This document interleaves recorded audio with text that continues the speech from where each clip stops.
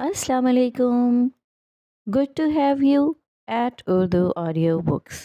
हाजिर खिदमत है उम्मे हुरैरा का नावल रब से जुड़ने का सफ़र, एपिसोड 6। वो हॉस्पिटल बेड पर लेटी अपनी माँ को प्यार से देख रही थी, जो उसके साथ बैठी उसे दबाते दबाते उसी के बाजू पर सर रखकर सो गई थीं। फातिमा के दूसरे बाजू पर ड्रिप लगी हुई थी। उसके बाबा उसके लिए कैंटीन से फ्रेश जूस लेने गए हुए थे। यकायक उसने मिसेस रयान से निगाहें फेर कर हॉस्पिटल रूम की छत पर गाड़ ली। शुक्रगुजारी के आंसू चेहरे के अतराफ से छलकते हुए उसके कानों तक चले गए। वो दिल ही दिल में अल्लाह के शुक्र के साथ कुर्रतुल ऐन को दुआएं देने लगी। 6 माह पुरानी यादों के मनाजिर उसके जहन के पर्दों पर छाने लगे थे। रसूल अल्लाह सल्लल्लाहु अलैहि वसल्लम ने फरमाया, वो कलमे जो ज़बान पर हल्के हैं लेकिन तराजू पर यानी आखरत में भारी हैं और अल्लाह रहमान के यहाँ पसंदीदा हैं, वो ये हैं, सुबहान अल्लाहि व बिहम्दिही सुबहान अल्लाहिल अज़ीम। सही बुखारी 6682। मोबाइल की घंटी काफ़ी देर से बज रही थी। कुर्रतुल ऐन हाथ धोते हुए किचन से भागती हुई ये तस्बीह पढ़ते हुए आई और बेड पर पड़ा मोबाइल फ़ौरन से उठा लिया। अस्सलामुअलैकुम वरहमतुल्लाह। ये फातिमा का फ़ोन था। वालेकुम अस्सलाम। कैसी हो? अल्हम्दुलिल्लाह मैं ठीक। तुम्हारी तबीयत ठीक है? आवाज़ बहुत भारी लग रही है। हाँ बस कुर्रत, मैं तुमसे मिलना चाहती हूँ। अभी? हाँ अभी। हाँ मैं घर हूँ, आ जाओ। ओके। सलाम करते हुए फातिमा ने मोबाइल बंद कर दिया। कुर्रतुल ऐन सोचों में गुम, अल्लाह खैर रखना कहती हुई मोबाइल रखकर किचन की तरफ चली गई। 2 घंटे बाद फातिमा कुर्रतुल ऐन के सामने उसके कमरे में बैठी थी। ये दोपहर 4 का वक्त था। कुर्रतुल ऐन की वालदा कैलूला कर रही थीं, इसलिए उन्हें फातिमा की आमद की खबर न थी। खिलाफ मामूल आज फातिमा अपने आप को मुकम्मल कवर करके अबाया और नकाब में आई थी। कुर्रतुल ऐन को बहुत खुशी हुई थी, जिसका इजहार वो बार बार फातिमा को गले लगा कर रही थी। मुझे यकीन नहीं आ रहा फातिमा, मेरी दोस्त जन्नत की राहों में इतना तेज़ी से आगे निकलने लगी है। माशाअल्लाह माशाअल्लाह, अल्लाह तुम्हें बहुत इस्तकामत दें। उसने फिर से फातिमा को पुरजोश तरीके से गले लगाते हुए कहा। कुर्रत, क्या दीन पर चलना, इस जन्नत की राह पर चलना कोई जुर्म है कि अपने ही दुश्मन बन जाएं?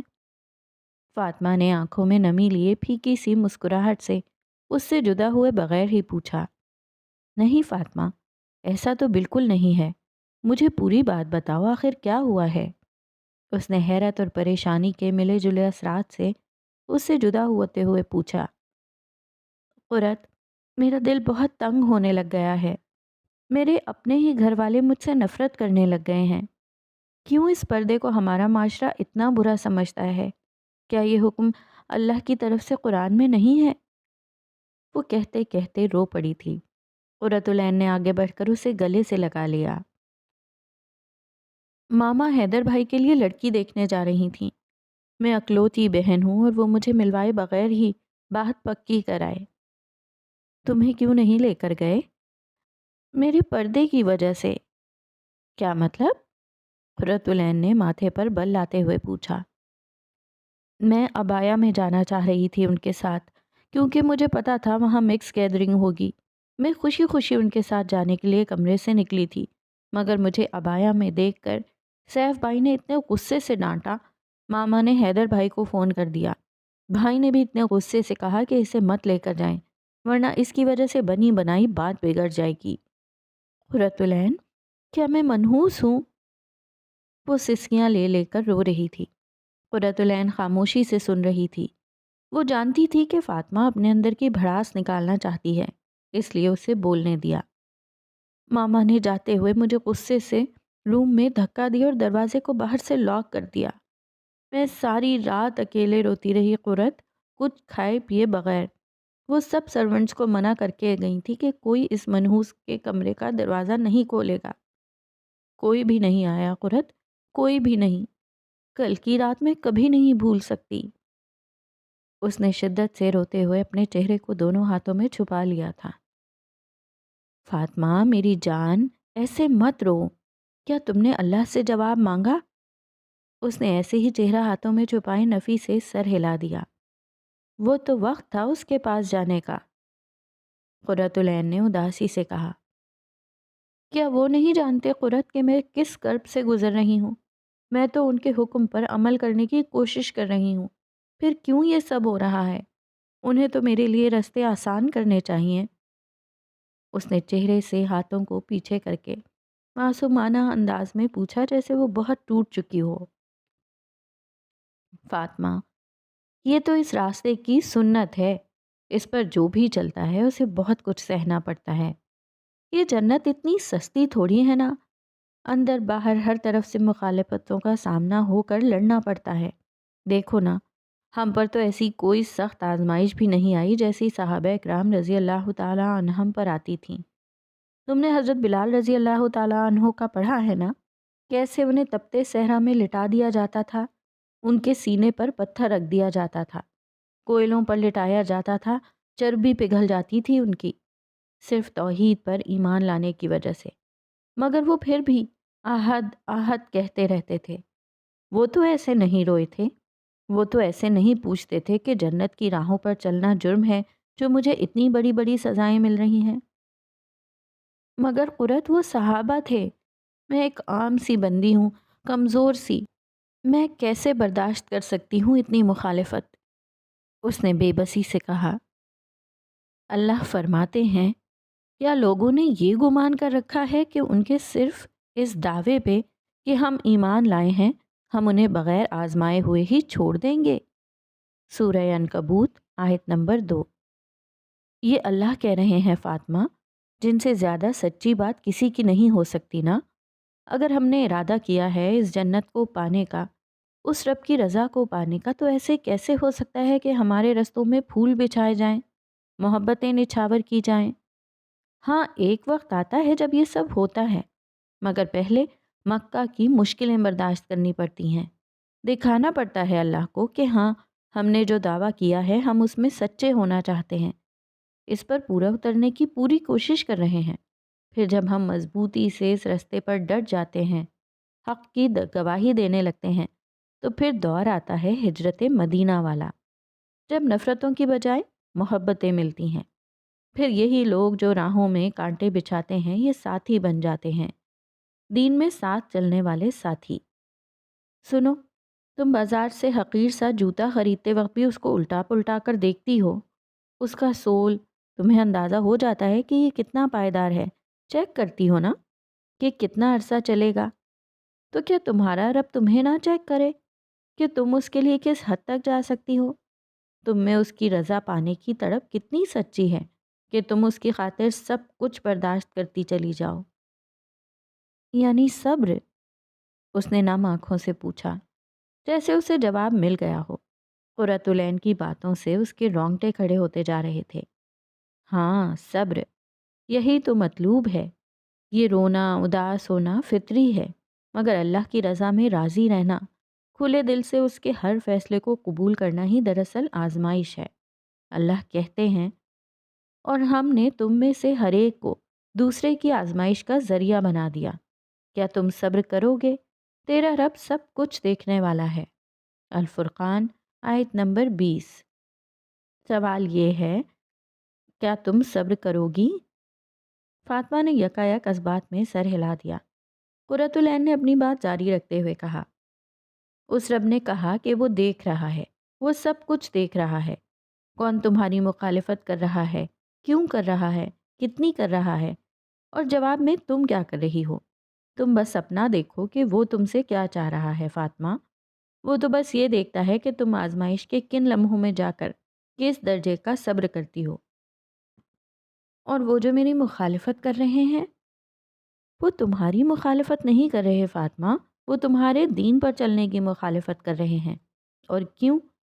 کیونکہ ہمارے معاشرے میں دین کو ویلیو نہیں دی جاتی، اس کا ایک غلط فہمیوں پر مبنی برا امیج بنا دیا گیا ہے، اس لیے وہ انجانے خوف و خدشات کا شکار ہو کر مخالفت کرنے لگتے ہیں۔ ہاں، جو بھی ہے، مگر وہ تو مسلمان ہے نا؟ ہاں، بالکل مسلمان ہے، مگر وہ لا علم ہے فاطمہ۔ انسان ہمیشہ اس چیز کا دشمن ہوتا ہے جس کے متعلق یا تو وہ علم نہ رکھتا ہو یا اس سے حسد کرتا ہو۔ جس دن انہیں علم ہو گیا نا کہ یہ کوئی عام راہ نہیں ہے، یہ دین پر چلنا کتنی سعادت کی بات ہے، تو وہ تمہارے ساتھی بن جائیں گے۔ ایسا کیسے ہو سکتا ہے؟ انہیں آخر کیسے پتہ چلے گا؟ تم بتاؤ گی انہیں؟ میں کیسے بتا سکتی ہوں؟ وہ تو میری بات تک سننے کو تیار نہیں، اس نے اداس لہجے میں کہا۔ سنیں گے، ضرور سنیں گے انشاءاللہ، مگر تمہیں صبر کرنا ہوگا، ڈھیر سارا صبر، صبر جمیل۔ صبر جمیل؟ ہاں، صبر جمیل۔ قرۃ العین کی نظریں کھڑکی سے باہر کہیں دور ٹکی ہوئی تھیں، وہ جیسے کسی گہری سوچ میں، کسی خاص احساس کے زیر اثر کہے جا رہی تھی۔ ایسا صبر کہ تمہارے مخالفین کو بھی پتہ نہ چلے کہ اس بات نے تمہیں ہرٹ کیا ہے، ایسا صبر کہ وہ تمہیں ڈانٹیں، ماریں، گالیاں دیں، مگر تم جب اس سب کے بعد ان سے ملو، مسکرا کر ملو اور ایسے معاف کر دو جیسے کچھ ہوا ہی نہ ہو۔ صبر جمیل، وہ صبر جو میرے رسول اللہ صلی اللہ علیہ وآلہ وسلم نے کیا تھا۔ اس کی آنکھوں سے دو آنسو چھلک کر اس کے دوپٹے میں جا کر جذب ہو گئے۔ فاطمہ ہمہ تنگوش اس کی باتیں سن رہی تھی۔ پھر یہ سب تمہارے ساتھ ہو جائیں گے، جیسے یوسف علیہ السلام کے بھائیوں نے آ کر معافی مانگ لی تھی، جیسے آپ صلی اللہ علیہ وآلہ وسلم کے دشمنوں نے اسلام قبول کر لیا تھا، جیسے حضرت خالد بن ولید رضی اللہ تعالی عنہ ان کے دلی ساتھی بن گئے تھے۔ سب بدل جائیں گے، بس کچھ وقت دو۔ اسے اپنی آواز کہیں دور سے آتی محسوس ہوئی۔ کتنا وقت؟ یہ تو تمہارے صبر پر منحصر ہے، ہو سکتا ہے 1 ہفتہ، 1 ماہ، 1 سال یا پھر 10 سال، یہ تو اللہ جانتے ہیں۔ میں اتنا صبر کیسے کر سکتی ہوں، وہ بھی صبر جمیل؟ کر سکتی ہو، بالکل کر سکتی ہو۔ اگر تم یہ سب حالات برداشت نہ کر سکتی تو اللہ کبھی تمہیں اس سب سے نہ گزارتے۔ کیا تم نے وہ آیت نہیں پڑھی کہ اللہ کسی نفس پر اس کی وسعت سے زیادہ بوجھ نہیں ڈالتے؟ فاطمہ نے ہاں میں سر ہلایا۔ تو سنو، تم ان کی برائی کے جواب میں اچھائی کرتی جاؤ اور یقین رکھو وہ وقت آئے گا انشاءاللہ جب یہ سب تمہارے دین کے ساتھی ہوں گے، ایمان کے ساتھی اور بالآخر جنت کے ساتھی۔ اللہ فرماتے ہیں اچھائی اور برائی برابر نہیں ہوتی، تو تم برائی کو بھلائی سے دور کرو، پھر وہی جس کے اور تمہارے درمیان دشمنی ہے ایسا ہو جائے گا جیسے دلی دوست، اور یہ بات انہی کو نصیب ہوتی ہے جو صبر کریں، اور اسے سوائے بڑے خوش نصیب لوگوں کے کوئی نہیں پا سکتا۔ سورہ حامیم سجدہ، آیت نمبر 34-35۔ تم صبر کی انتہا کر دینا، وہ کرم کی انتہا کرے گا۔ ان اللہ مع الصابرین، بے شک اللہ صبر کرنے والوں کے ساتھ ہے۔ اتنے میں عصر کی اذانوں کی آواز آنے لگی۔ چلو آؤ مل کر نماز پڑھتے ہیں، قرۃ العین نے فاطمہ کا ہاتھ پکڑتے ہوئے کہا۔ اس کی باتوں نے فاطمہ میں گویا ایک نئی روح پھونک دی تھی۔ اس کا سارا غم اب اس کی موٹیویشن میں بدل گیا تھا۔ اسے صبر کرنا تھا، صبر جمیل۔ کیا ہوا بیٹا؟ جی؟ اس نے ہڑبڑاتے ہوئے پوچھا۔ فاطمہ تم رو رہی ہو یا مسکرا رہی ہو؟ مسز ریان پریشانی کے عالم میں اسے دیکھتے ہوئے پوچھ رہی تھیں۔ اوہ الحمدللہ، اس نے اپنے ہاتھ سے آنسو صاف کرتے ہوئے بھرپور طریقے سے مسکراتے ہوئے ادھر ادھر نگاہ دوڑائی۔ اسے یاد آیا کہ وہ تو ہاسپٹل کے بیڈ پر لیٹی تھی۔ فاطمہ آج کچن میں سغرا اور اس کی بیٹی کے ساتھ شام سے ڈنر کی تیاری میں مصروف تھیں۔ مختلف قسم کی ڈشز، ڈیزرٹس، ڈرنکس، مٹھائی وغیرہ ہر چیز اس نے اپنی نگرانی میں بنوائی تھی۔ آج حیدر کے سسرال والے رسم کے لیے آ رہے تھے۔ حیدر بہت خوش تھا۔ اسے اور ریان صاحب کو گھر آئے ہوئے 2 دن ہی ہوئے تھے۔ گھر میں ایک ہلچل مچی ہوئی تھی۔ مسز ریان سیف کے ساتھ مل کر گھر کو ڈیکوریٹ کروانے میں مصروف تھیں۔ پھول یہاں لگاؤ، پردے ایسے سیٹ کرو، لائٹس یہاں ایسے سیٹ کرو۔ ان کی آوازیں پورے لاؤنج میں گونج رہی تھیں۔ وہ الیکٹریشینز اور ڈیکوریٹرز کو ہدایات دے رہی تھیں۔ غرض ایسے لگ رہا تھا جیسے آج ہی شادی ہونے والی ہے۔ اس گھر کے بڑے بیٹے کی ہونے والی بیوی نے آنا تھا۔ سب کا خوش ہونا ایک لازمی امر تھا۔ البتہ فاطمہ کے ساتھ سب کا رویہ بہت تبدیل ہو چکا تھا۔ فاطمہ کا پردہ کرنا ان کے لیے ایک امتحان بن چکا تھا۔ وہ باہر تو خود کو مکمل عبایا میں ڈھانپ کر جاتی تھی، تب اسے کوئی نہیں روکتا تھا، مگر خاندان میں پردہ کرنا، اور وہ بھی حیدر کے سسرال والوں کے سامنے، اس چیز نے انہیں بہت پریشان کر رکھا تھا۔ پچھلی رات مسز ریان نے فاطمہ کو بہت سمجھایا تھا کہ کل کسی بھی قسم کا کوئی ڈرامہ نہیں کرنا، مگر فاطمہ اسی بات پر اصرار کر رہی تھی کہ وہ سب کام کرے گی، ان سے ملے گی بھی، مگر ان کے مردوں کے سامنے پردے میں ہی جائے گی۔ فاطمہ، پردہ دل کا ہوتا ہے، تم میں حیا ہے نا، یہ کافی ہے، باہر کر رہی ہو کرو، مگر اب یہ کیا تماشا کہ گھر میں آنے والے مہمانوں سے بھی چہرے چھپاتی پھرو۔ ان کا لہجہ سخت تھا۔ ماما، دل میں حیا ہو تو ہی باہر جسم کو پردے میں ڈھانپا جاتا ہے، اللہ نہ کرے کہ کبھی دل پر پردہ پڑے، ورنہ تو انسان کی مت ماری جاتی ہے۔ اس نے گہری سوچوں میں گم ہوتے ہوئے کہا، میرا دماغ مت خراب کیا کرو فاطمہ، تمہارے کہنے کا کیا مطلب ہے کہ اگر میں پردہ نہیں کرتی تو کیا میرے دل میں حیا نہیں ہے؟ تم اپنی ماں کو بے حیا کہنا چاہ رہی ہو؟ انہوں نے جان بوجھ کر بات کو غلط رخ دیا تھا۔ بالکل بھی نہیں میری پیاری ماما، دیکھیں ایک چھوٹی سی مثال دیتی ہوں۔ آپ کسی سے پیار کا اظہار تب کرتی ہیں نا جب دل میں محبت کے جذبات ہوں۔ مسز ریان نے بھویں سکیڑتے ہوئے اس کی طرف دیکھا۔ ایسا ہی ہے نا؟ تو اگر دل میں حیا ہو تو ایسا تو ہو ہی نہیں سکتا کہ اس کا اظہار نہ ہو۔ پردہ میرے اور آپ کے رب کا حکم ہے ماما۔ جب دنیا کی سب سے پاکیزہ خواتین، صحابیات نے دنیا کے سب سے پاکیزہ انسان رسول اللہ صلی اللہ علیہ وآلہ وسلم سے پردہ کیا تھا، صرف اس لیے کہ اللہ کا حکم ہے، تو ہم جیسے گناہ گار کیسے دل کی پاکیزگی کا دعویٰ کر سکتے ہیں؟ ان کے دل تو ہم سے زیادہ پاکیزہ تھے نا۔ اس نے ان کے بیزاری والے ایکسپریشنز کو بالکل اگنور کرتے ہوئے نرمی سے کہا تھا، فاطمہ، تم جانتی ہو کس دور کی بات کر رہی ہو؟ کتنی صدیاں گزر گئی ہیں، اب وہ زمانہ جا چکا ہے، اسلام اتنا بھی سخت نہیں ہے۔ ماما، بالکل جا چکا ہے وہ ٹائم، مگر آج کا ٹائم زیادہ پرفتن ہے۔ آج تو انسان کو خود کو بچا کر رکھنے، اپنی حفاظت کرنے کی زیادہ ضرورت ہے۔ ہم تو خون کے رشتوں کے دلوں تک کو نہیں جان سکتے، کہاں یہ کہ باہر کے لوگ۔ فاطمہ، میرے ساتھ بحث مت کیا کرو، پتہ نہیں لوگ دین میں آ کر کیوں بحث کرنے لگتے ہیں۔ پتہ نہیں مجھ سے کون سی غلطی ہوئی کہ تمہیں اس پرانے زمانے کے مدرسے میں جانے کی اجازت دے دی، تم تو اپنے مینرز بھی بھولتی جا رہی ہو۔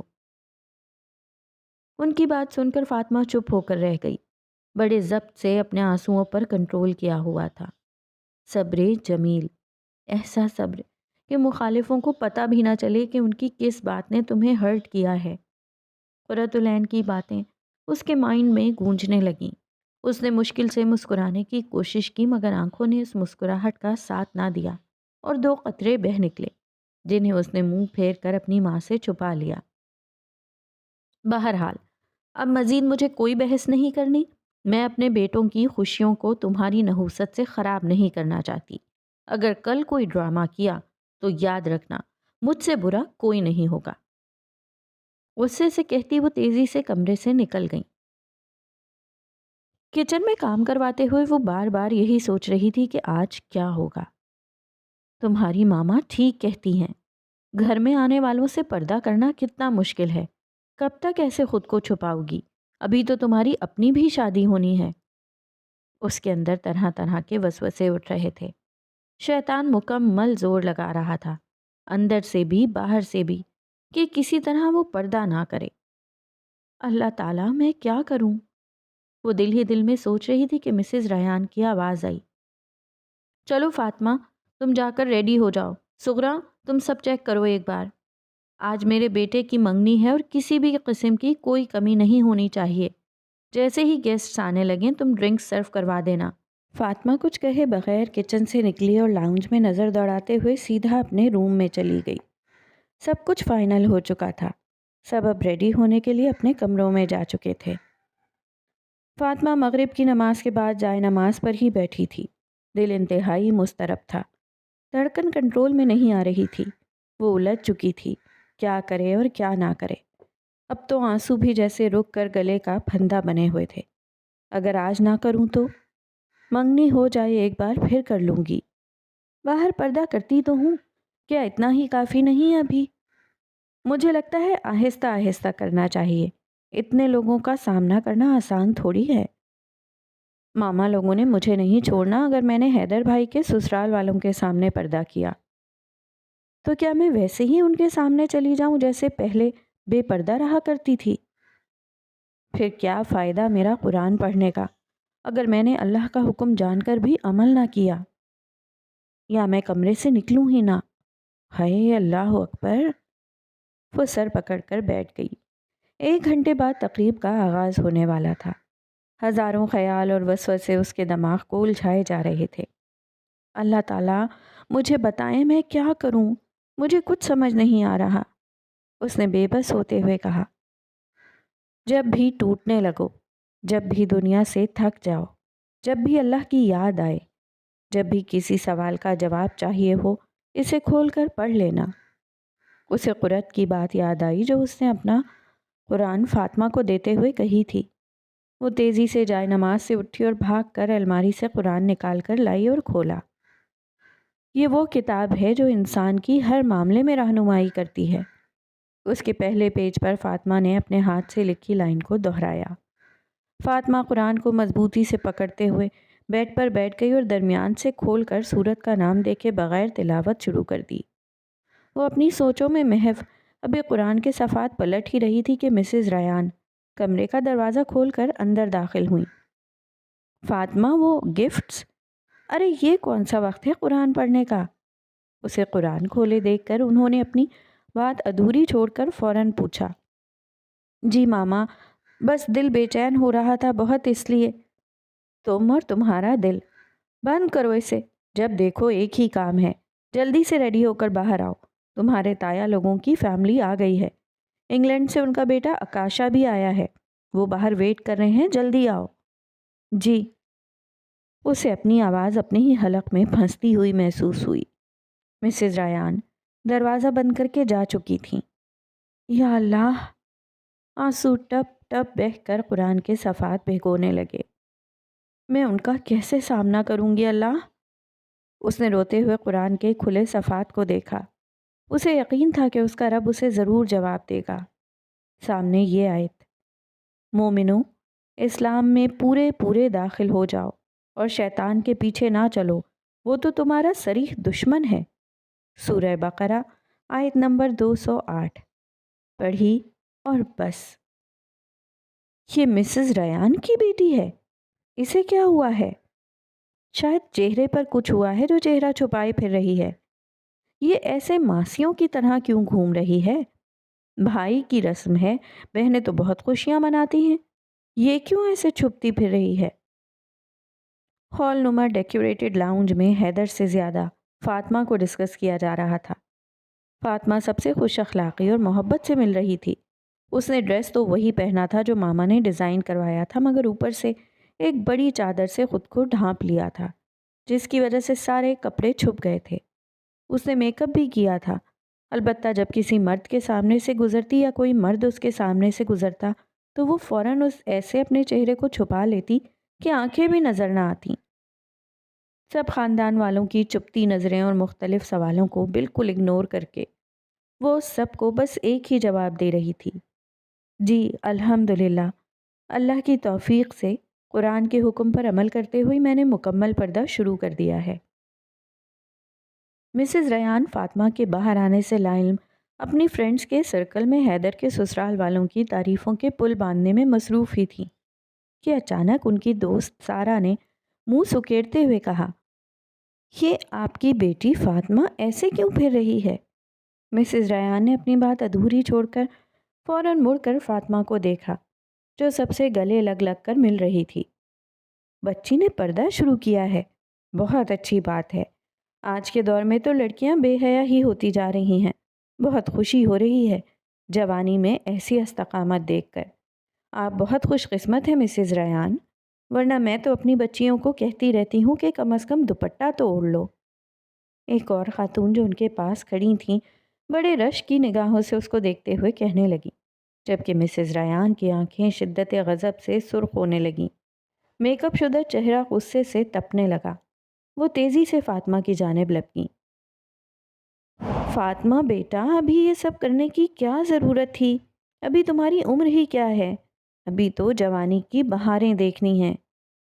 تائی جان الجھی الجھی نظروں سے اسے دیکھتے ہوئے سمجھانا چاہ رہی تھیں، گویا انہیں فاطمہ اس وقت مظلوم لگ رہی تھی۔ میری پیاری سی تائی جان، یہی تو عمر ہے اللہ کو راضی کرنے کی۔ بڑھاپے میں تو ہر کوئی اللہ اللہ کرتا ہے، مزہ تو تب ہے اطاعت کا جب اپنی جوانی اسے دے دی جائے۔ آپ کو پتہ ہے، ایسا نوجوان جس کی زندگی عبادت میں گزرے، وہ قیامت کے دن عرش کے سائے تلے ہوگا۔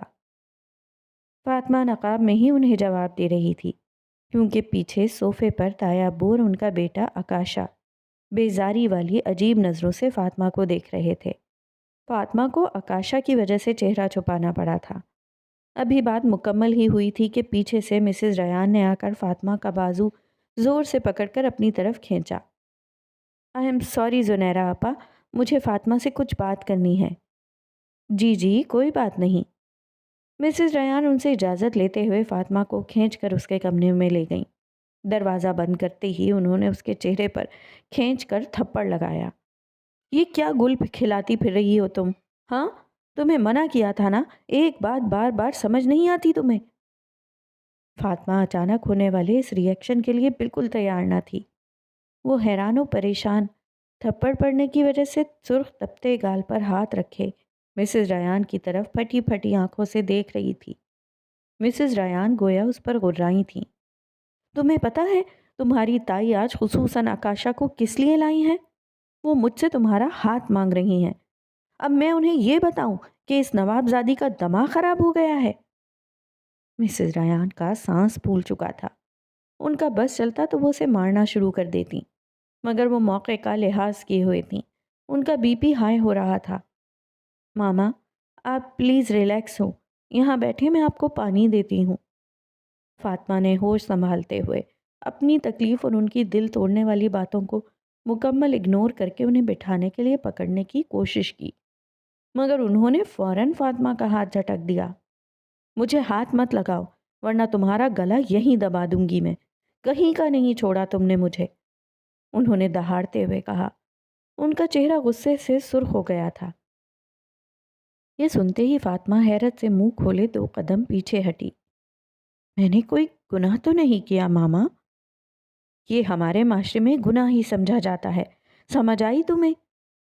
مجھے معاشرے کی پرواہ نہیں ہے ماما، میں اللہ کو راضی کرنا چاہتی ہوں۔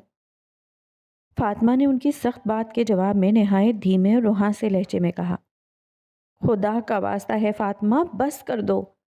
مجھے بتاؤ تمہارا رشتہ کیسے ہوگا؟ کون تمہیں اپنی بہو بنائے گا ایسے؟ اگر تمہاری تائی نے بھی انکار کر دیا تو ہم کہاں تمہارے لیے مولوی ڈھونڈتے پھریں گے؟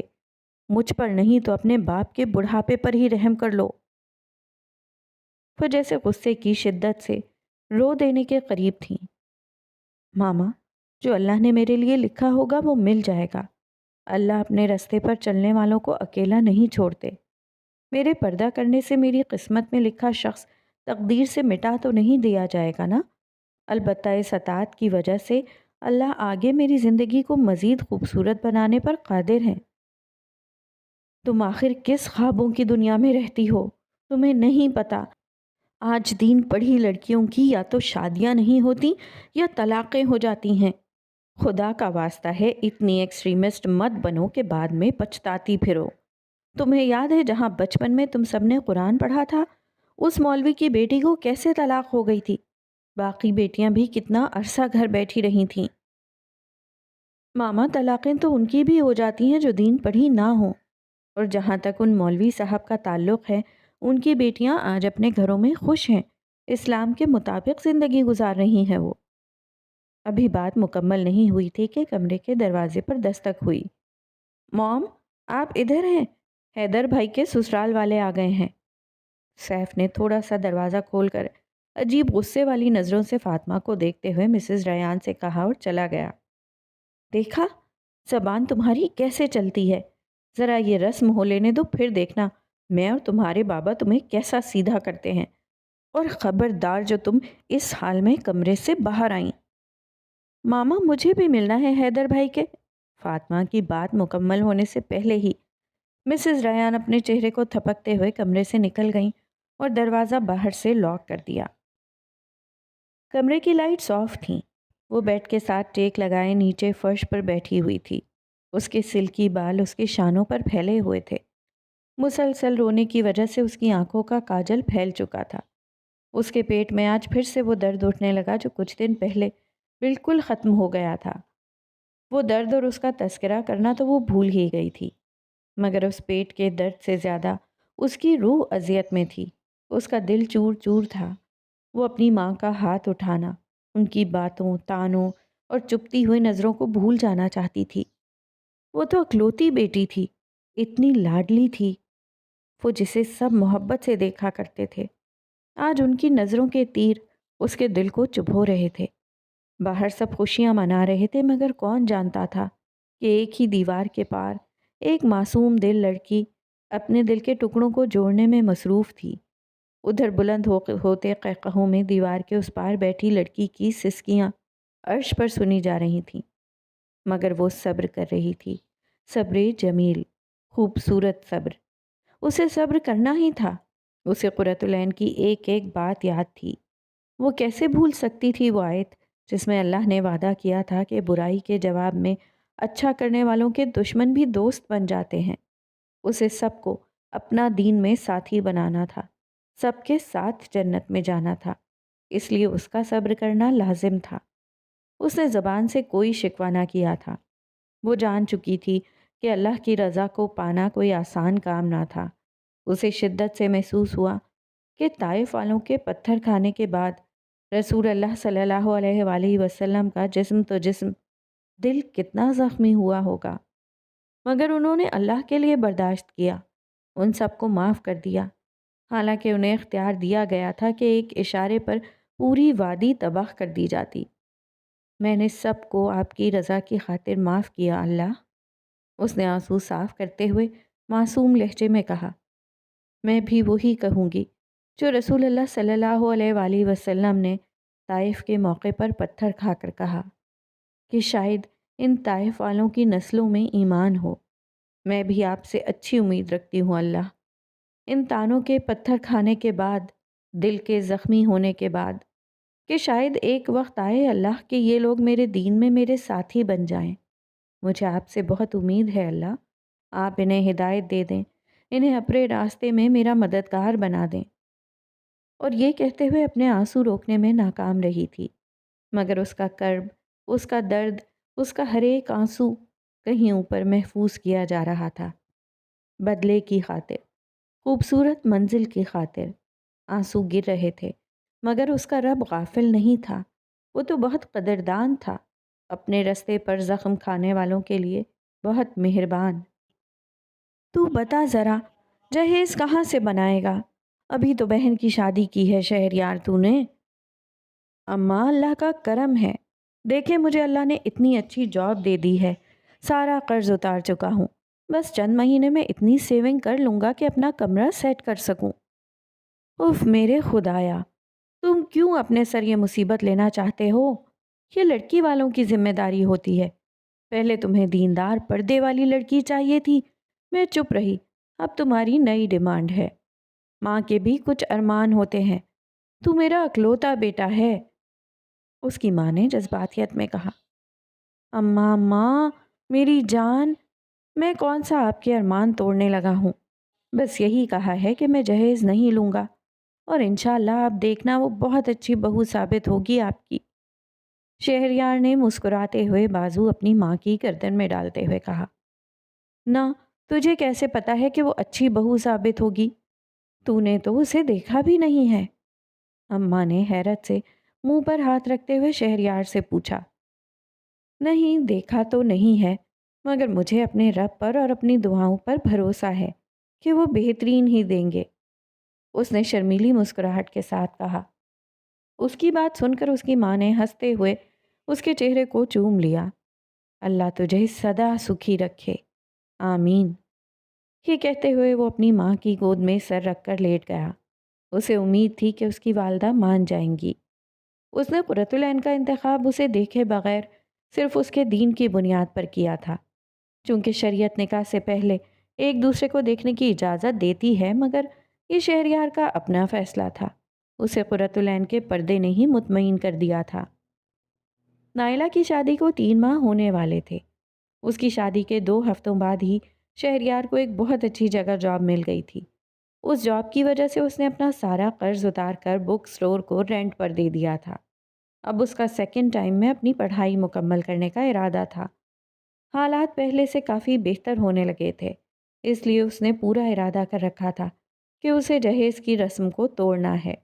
اس رسم کی وجہ سے نہ جانے کتنے غریب باپوں کی بیٹیاں اپنے بال جوانی میں ہی سفید کر لیتی ہیں، کتنی ہی بہنوں کے ارمان ادھورے رہ جاتے ہیں، کتنے ہی غریب والدین قرضوں کے بوجھ تلے دب جاتے ہیں۔ اس کا پکا ارادہ تھا کہ انشاءاللہ وہ پہل کرے گا۔ شاید اسے دیکھ کر بہت سے لوگ یہ قدم اٹھا کر دوسروں کے لیے بھی نکاح کے راستے آسان کر دیں۔ لڑکی لڑکی لڑکی، تم نے مجھے کیوں نہیں بتایا؟ رکو ذرا، میں بتاتی ہوں تمہیں۔ قرۃ العین ابھی کمرے میں داخل ہوئی ہی تھی کہ فاطمہ ہاتھ میں کشن لے کر اس کی طرف لپکی۔ امی، آپ نے کیوں بتایا؟ میں نے خود بتانا تھا۔ وہ اچانک یہ سب دیکھ کر مصنوعی ناراضگی کا اظہار کرتے ہوئے کمرے سے بھاگتے ہوئے کہنے لگی۔ فاطمہ 1 ہفتے بعد حیدر کی منگنی کی مٹھائی لے کر قرۃ کے گھر آئی تھی کہ آنٹی نے اسے قرۃ کے رشتے کے بارے میں بتایا۔ اسے بہت خوشی ہو رہی تھی۔ اس کی خوشی میں وہ اپنا سارا غم بھول گئی تھی۔ نہیں، تم رکو تو ذرا، یہ تو آنٹی نے بتا دیا، ورنہ تو میڈم نے ابھی بھی نہیں بتانا تھا، ہے نا؟ اب پتہ چل تو گیا ہے نا؟ وہ صحن میں ہنستی ہوئی قرۃ العین کو پکڑنے کے لیے اس کے پیچھے بھاگ ہی رہی تھی کہ اچانک سے دروازہ کھلا اور معاذ اندر داخل ہوا، مگر ان دونوں کو ایسے بھاگتے ہوئے دیکھ کر ٹھٹک کر رک گیا۔ قرۃ العین کو جیسے ہی احساس ہوا وہ فوراً سے رکی اور دروازے کی جانب مڑ کر دیکھا۔ اس کے پیچھے فاطمہ بھی فوراً رک گئی۔ معاذ کو دیکھتے ہوئے فاطمہ نے یکایک اپنے اسکارف کا پلو اوپر کر کے نقاب کر لیا اور گھبرا کر قرۃ العین کی طرف سوالیہ نظروں سے دیکھنے لگی۔ اسے بالکل اندازہ نہیں تھا کہ قرۃ العین کا بھائی ادھر ہی ہوتا ہے۔ بھیا، آپ نے دستک نہیں دی؟ وہ معذرت، میں کچھ جلدی میں تھا اس لیے۔ معاذ نے جلدی سے سنبھلتے ہوئے نگاہوں کو جھکاتے ہوئے کہا اور تیزی سے اپنے کمرے کی طرف چلا گیا۔ سوری فاطمہ، بھیا گھر میں کبھی ایسے بتائے بغیر داخل نہیں ہوتے۔ آ جاؤ، ہم کمرے میں چلتے ہیں۔ فاطمہ خاموشی سے سر جھکائے اس کے پیچھے کمرے میں جانے لگی۔ ایک لمحے کے لیے اس کا دل چاہا کہ وہ مڑ کر اس نامحرم کو دیکھے جس کا پورا گیٹ اپ ہی سنت میں ڈھلا ہوا تھا۔ اس کا دل پوری طرح سے مائل ہوا تھا۔ وہ مڑنے ہی لگی تھی کہ پھر اسے اللہ کا حکم یاد آ گیا، اور مومن عورتوں سے کہہ دیجئے کہ اپنی نگاہوں کو جھکا لیا کریں۔ سورہ نور آیت نمبر 31۔ اس نے فوراً سے اعوذ باللہ پڑھ کر اس خیال کو جھٹک دیا اور کمرے میں چلی گئی۔ اس میں حرج ہی کیا ہے؟ ہر ایک کی اپنی لائف ہوتی ہے موم، ہر ایک کو حق ہے جینے کا۔ فار گاڈ سیک، اب آپ لوگ اسے بہانہ مت بنائیے گا۔ زنیشا نے 2 ٹوک انداز میں اپنی ماں مسز فاروقی سے کہا۔ زونی، میں تمہیں کیسے ایک ایسے گھر میں بیاہ دوں جہاں بعد میں تمہیں اپنی مرضی کے لائف سٹائل کی اجازت نہ ہو؟ اوہ ہنی، میرا دل بالکل نہیں مانتا۔ او موم پلیز، آپ نے حیدر کی ماما اور ان کے لائف سٹائل کو دیکھا ہے نا؟ انفیکٹ میں نے ان کے گھر میں کسی پر کوئی پابندی نہیں دیکھی۔ اب اگر حیدر کی سسٹر نے اس طرح سے اپنا لائف سٹائل چوز کیا ہے تو ہمیں اس کو لے کر اس طرح کے خدشات نہیں رکھنے چاہیے۔ آئی ڈونٹ تھنک سو، یہ اس کی اپنی لائف ہے۔ زنیشا نے کمان جیسی بھووں کو اوپر کر کے کندھے اچکاتے ہوئے کہا۔ اوکے ہنی، میں تمہارے ڈیڈ سے بات کروں گی۔ وہ اس بات کو لے کر پریشان ہو رہے تھے۔ اگر تمہیں کوئی اعتراض نہیں تو ہم بھی اپنی بیٹی کی خوشی میں خوش ہیں۔ مسز فاروقی نے پیار سے زنیشا کے گال کو تھپک کر اس کے ڈائی شدہ بال سہلاتے ہوئے کہا۔ حیدر کے سسرال فاروقی صاحب کی فیملی کو فاطمہ کے پردے کا پتہ چل گیا تھا۔ مسلسل 2 تقریبات میں ریان صاحب کی اکلوتی بیٹی کی غیر موجودگی ان کے لیے تشویشناک تھی، اس لیے حیدر کی رسم کے بعد مسز ریان نے خود انہیں سارا معاملہ بتا کر ان سے معذرت کی تھی کہ وہ اپنی اکلوتی بیٹی کے اس جنونی رویے کے لیے شرمندہ ہیں۔ مسز فاروقی تب تو کچھ نہ کہہ پائی تھیں، مگر گھر آ کر کئی دن تک ان کی اپنی فیملی میں اس معاملے کو لے کر بہت خدشات پیدا ہوتے رہے تھے۔ زنیشہ ہمیشہ سے آزاد خیال لڑکی رہی تھی، اس پر کسی بھی قسم کی روک ٹوک نہ تھی۔ ان کی فیملی ریان صاحب کی فیملی سے زیادہ ایلیٹ تھی۔ دین تو بس نام کا تھا، اور یہ نام بھی پاسپورٹ یا I D card per religion کے خانے کو پر کرنے کی حد تک ہی تھا۔ اسی آزاد خیالی کا نتیجہ تھا کہ میڈیکل کالج میں ہی زنیشہ اپنے کلاس فیلو حیدر کی محبت میں مبتلا ہو چکی تھی۔ زنیشہ کی خوشی کی خاطر اس کے پیرنٹس نے ہمیشہ اس کی ہر جائز ناجائز خواہش پوری کی تھی، مگر یہاں آ کر رشتے کا معاملہ، اور وہ بھی اس طرح کی فیملی میں، انہیں سوچنے پر مجبور کر رہا تھا۔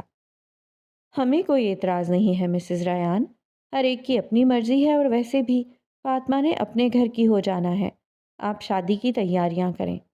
ہاں مگر بس شادی والے دن ذرا خیال رکھیے گا، دراصل ہماری فیملی ان باتوں کو دقیانوسیت سمجھتی ہے، سو یقیناً آپ سمجھ رہی ہوں گی نا؟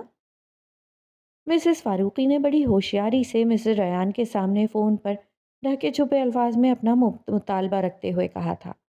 1 مہینے بعد شادی طے ہو چکی تھی۔ مسز فاروقی نے سارے خاندان کے لوگوں کو یہی بتا رکھا تھا کہ حیدر کی بہن اپنے بابا کے ساتھ کینیڈا میں رہ کر پڑھائی کر رہی ہے، اس لیے وہ رسم پر نہیں آ سکی تھی۔